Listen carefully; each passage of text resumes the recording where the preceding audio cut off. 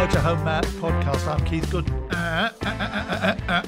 I've got the power. Oh, lead vocalist Matt Sims joins us. Fantastic. Deary me. I think Snap are going to be suing us very soon.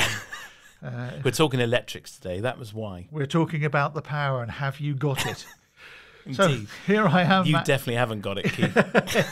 You got something. Here I am, Matt. I'm in my motorhome. I've gone out. I've driven around. I'm not on a campsite. I'm off grid, and I need some power just to live, just to watch a bit of television, boil a kettle, dry my hair. Okay, yeah. Dry your hair. How do I do it without hooking up? You realise how funny that statement is if you're watching this on YouTube.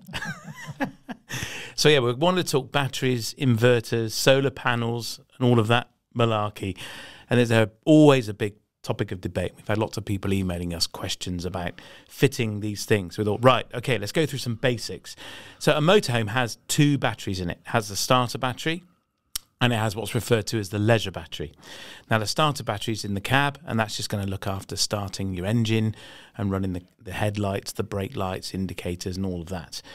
So you don't want to be living on that, because if you did, it possibly won't start. So that's why a motorhome has a second battery, which we call the leisure or habitation battery. And then that's the bit we can play with, because you should never fit a solar panel to a starter battery.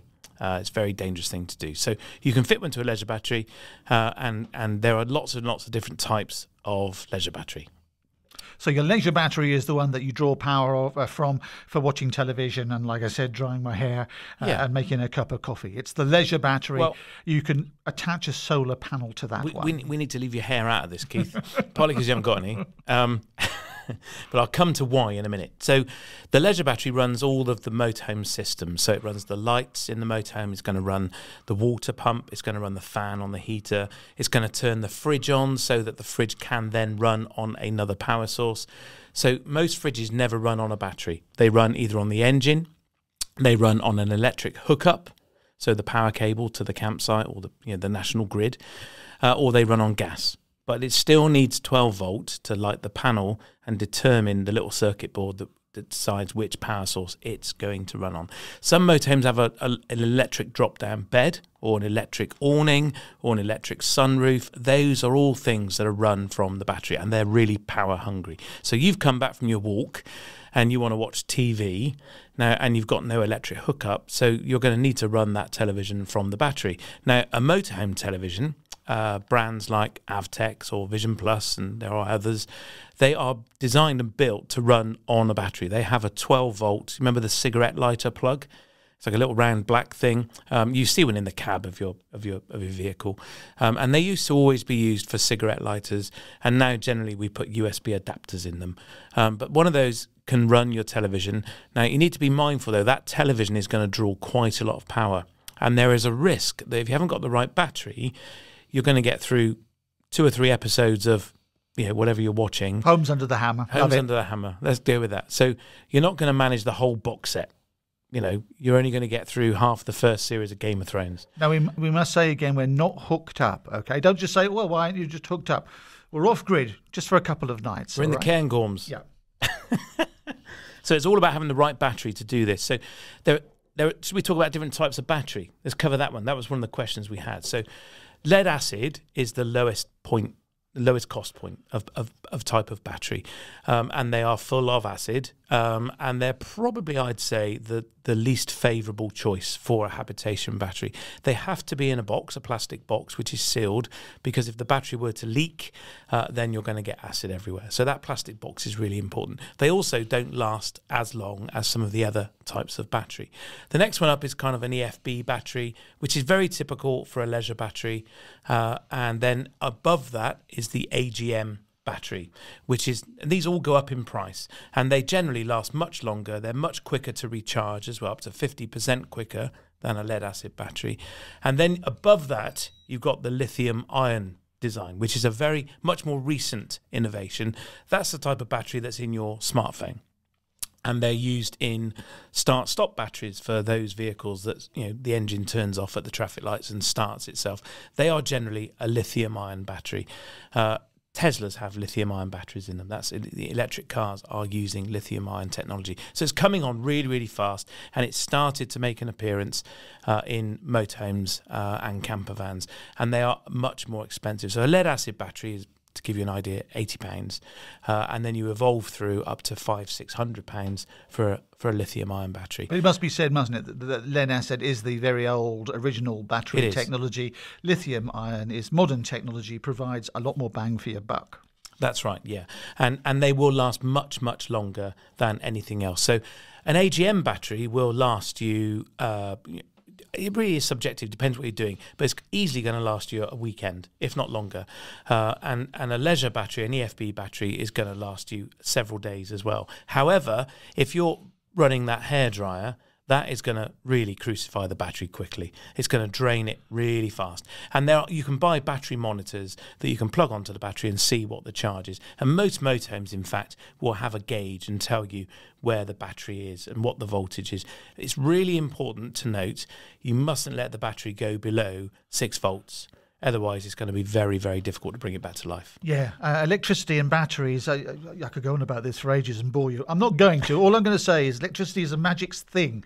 You put electricity into a battery, it causes a chemical reaction. When you reverse the chemical reaction, electricity is generated again. It's not the same electricity you put in that you get out. Like I said, electricity is magical. So as Matt was saying, you mustn't let the battery go down below the recommended levels because it just won't recharge again. No, not off the motorhome charger. I mean, you can buy a specialist charger, which is going to be hundreds of pounds, and most batteries can be brought back to life with a specialist reconditioner and charger. Not all the time, but you're into an expensive bit of kit to do that, and a motorhome camper van charger unit is just not going to be able to do it. So what we want to do is tell people who are thinking of going off-grid for a weekend what they can do. We don't want to paint a black picture and say, you can't do all this, don't bother doing it. We're going to do it. We're going to go to the Cairngorms. We're going to have that, say, Friday night, Saturday, Sunday during the day, start driving back on Sunday. How can I reasonably use my battery power so I can live fairly well without getting stranded or not being able to have a shower or boil a kettle? Well, there are two ways that you could recharge that battery. If it's gone flat, you could start the engine of the motorhome, and that's going to put a charge back into it. You could buy a solar panel and pop that on the roof, or you can buy freestanding ones and connect that to the battery with crocodile clips onto the battery terminals. So red being positive, black being negative, of course. You could have one permanently wired in onto the roof of the motorhome as well and permanently connected to the leisure battery. So those are the two main ways. The other way, of course, is to hook the motorhome up to electric. But you said we're in the Cairngorms and extension is not long enough to reach the socket. I went to see the farmer and said, could I park next to his house? But he wanted to charge me 60 quid. So I said, no, thanks very much. So he got his permission and parked in his field. Look, that's the key there, isn't Absolutely. it? So a solar panel is a great addition. A solar panel isn't going to run your appliance. It's going to recharge the battery that runs your appliance. And now solar is really inefficient. But it's free. We hope the sun comes up every day. And obviously the brighter it is and the longer the sun's in the sky, the more power is going to be put into the battery. And you have to have a controller that ensures that the right voltage is going into that battery. And there are different types of controllers. Should I bore you with that? Yeah, okay. You couldn't really say no to that. It's really simple. There's two types.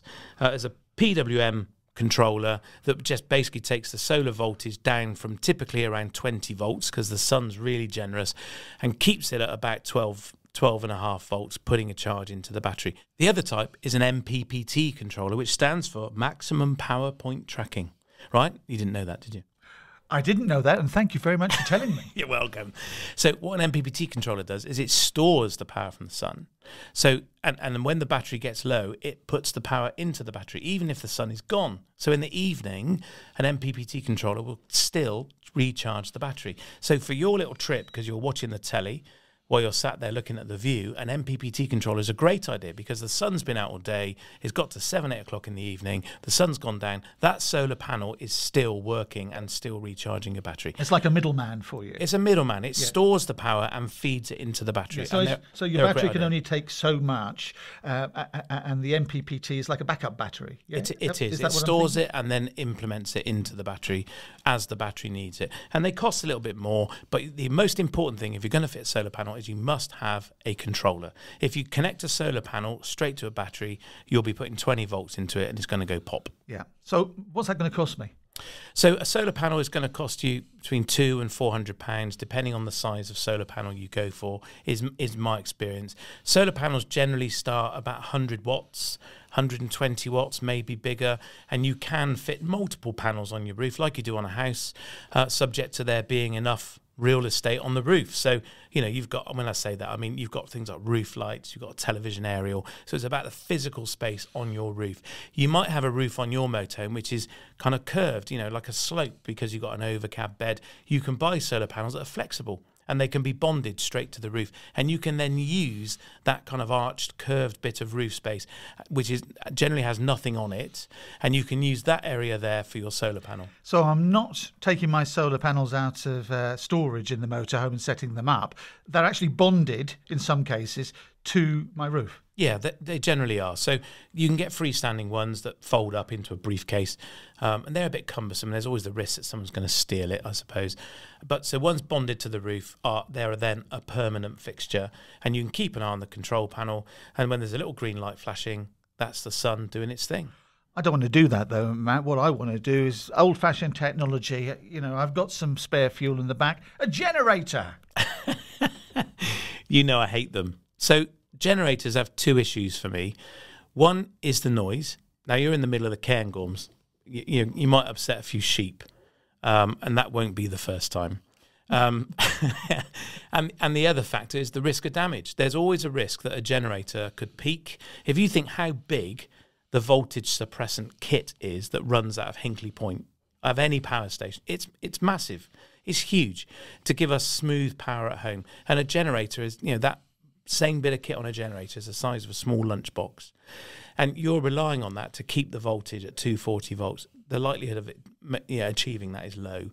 And there's always a risk of damage. We've had motorhomes come back from hire where they've gone, motocross events are the norm, or equestrian events, and people are allowed and permitted to use a generator at them for certain times of the day. And they've used the Jenny to run the TV or whatever they're doing, run the Nespresso machine, and the control unit's been blown and the front end of it is fried, and it's £1,000 to repair. So they can be a very expensive choice. I'm very wary of them, and the risk is you leave the generator on and then you turn the petrol engine off, or its engine off, and as that engine dies away, the voltage goes up, and that's when you cause damage. So provided you're really disciplined about using one, they can be really successful. But just go as expensive as you can afford is what I'd say with a Jenny. Yeah, because generator technology isn't necessarily a bad thing. You're just talking about the way that it interfaces with the motorhome, and obviously the very low current appliances that we use today generally. I mean, it's no longer is it the days of transistors or valves in televisions. Everything is very, very low current, isn't it? And generators are spiky, as you say. There's a percentage of this audience that have no idea what you just said. Yeah, well. Very small percentage, I'm sure.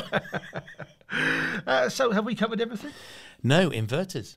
So I'm a big fan of my coffee. I love my coffee. There's one here in front of me now. And I'm a Nespresso freak. I'm happy to admit it. And running a Nespresso coffee machine in a motorhome is number one accessory for me. And running them on an inverter, though, does tire the battery very quickly. Now, an inverter changes the electricity from direct current to alternating current. So thank you. So when you're not on electric hookup, those 3-pin sockets that you have in the wall at home won't work. There's no magic. Otherwise, we'd all run our houses off a 12-volt battery, wouldn't we? So to link between the two, you've got to change the battery voltage from 12 volts DC to 240 volts AC. So we've got to generate a big multiple, 20 times the voltage, up to 240 volts. Is that right? Is my maths right there? Something like that. I think so, roughly. Yeah. So that's called an inverter. And there are different sizes of inverters depending on the type of appliance you want to use. And obviously, the bigger the inverter, the bigger the appliance it can run. And now a coffee machine is a fairly power-hungry piece of kit. I might treat myself to 1 or 2 a day. And if with a solar panel, it will recharge the battery, or we're going to go for a drive. We do have a rule of thumb, though. You can't do this when you're driving, but making a coffee is not a good idea. But we generally use our inverter when we're driving, and only when we're driving. So we will use it to recharge my MacBook, or laptop. So my Mac is only a 240-volt plug. And now that's quite power-hungry piece of kit when it's charging. So we will run the inverter when we're driving. The engine's helping the battery along. It's recharging it whilst we're using that bit of kit. We have a drone with a battery we want to recharge. We will use that. We will recharge that when we're driving. So being very disciplined about when you use an inverter. Obviously, as I say, you can't make a cup of coffee when you drive. I don't recommend you try that. But, drying your hair is very difficult when you're driving as well. So I don't recommend that either. But consider, these appliances, how necessary is it that I use them while we're parked up? And again, it's just keeping a close eye on the battery and making sure it doesn't drop below 50%, or you could end up in trouble. It's worth going back to the old-fashioned way of doing things, isn't it, really, instead of just flicking that switch? If you want to boil water, do it over a fire or a gas bottle or something like that. Do it on the hob, use the gas. So you've got, there's a whole nother plethora of power that we've got there with the gas. And the fridge will run on gas. And, of course, you've got the hob or the oven, if you've got an oven in your motorhome. So you can boil a kettle. My Nespresso is my guilty pleasure, but we have a cafetiere. So we have decent coffee from a cafetiere by boiling that old-fashioned kettle that whistles when it's ready. So we are talking about power, as you say. So we've covered electricity. We've got gas, we know. So we're all right, providing we think about how we're using that power and don't waste it. I mean, I suppose that applies for us in our homes these days with the cost of energy. It's just a good habit to get into, isn't it? It is, yeah. Turning the lights off when you walk out of the room. Do you really need the heating on? Could you wear another jumper? I mean, I sound like my nan now, but it's true, isn't it? And I think we get. It's almost a sense of entitlement, I want the telly on in the background while I'm cooking tea. Really, do you need it on? Yeah, and I think when you're away in a motorhome, you become far more aware of how we're consuming power, and that's a good thing. And I think to be aware of it, power is not limitless, particularly if you are off grid. Then you become very mindful, and actually it can become quite obsessive. I know people that write everything down, the amperage of this appliance, the wattage of the solar panel, and they do Ohm's law to work it all out. And that's great, until you bring your kids along, and then it all goes wrong. Dad, can you make your phone a hotspot? How do I get the PlayStation working, Dad? You've brought the PlayStation. Get on your bike. So, be sensible and plan ahead, particularly if you're going off grid. But if you're just plugging in, then I suppose all of this is not necessary for you. So a company like yours, you supply you get lots of things that people can use out of stock from the shelves. But are these batteries and things that you want to install in the motorhomes, are they prohibitively expensive? Should you be budgeting thousands rather than hundreds? Yeah, hundreds, definitely, hundreds. So a leisure battery is going to they're getting more expensive, of course, as everything is, but £150 is a reasonable budget for a 100 amp hour, 120 amp hour leisure battery. You can spend a lot more. An AGM battery is probably going to be double that. Possibly a bit more. Lithium ion, you're into £500. Yeah. And you need to check compatibility as well with the lithium ion with your motorhome system, and that's check with your dealer or the manufacturer as to whether a lithium ion battery is going to work, because it's a different technology. Solar panels, hundreds of pounds are going to give you a solar panel. People often say to me, "Oh, should we buy a solar panel?" Is that, well, I wouldn't yet. I would say, look, go and try your motorhome first. If you find that trip of yours to the Cairngorms, and you've watched TV and you're not drying your hair because you're wearing a hat, but you're being sensible. Do you actually need to spend that money on a solar panel? You could buy a second leisure battery and parallel them up, giving you twice as much power in terms of length of time. So that may be a cheaper and much easier route. to giving you more power. So I would just see how you use it. If you find, like us, we do short trips in our motorhome, and we'll stop for a day or 3, and then we're driving it. And often we'll drive for several hours. So the batteries all get a fantastic recharge, or we go to a campsite with electric hookup. So we're constantly recharging the battery, and we're using the 240-volt sockets. We're not using our inverter. So my Nespresso is running courtesy of the campsite, not our battery. So we don't have a solar panel. We don't really need it. So I'd say, test how you're going to use it first. We all think these things are a great idea, but in reality, do you need to spend that money? You don't necessarily have to, and don't be forced into it because you're keeping up with the Joneses because your mate has got a lithium ion and all the rest of it. Think hard, as you're saying. And there's a lot of that goes on, of course, Okay, then, Matt, if people want to get in touch, want to ask questions, how should they do it? We'd love that. So you can email us, team@motorhomematt.co.uk. We're on the usual socials, Facebook and Instagram. On Instagram, we are motorhomematt.co.uk, and on Facebook, simply Motorhome Matt.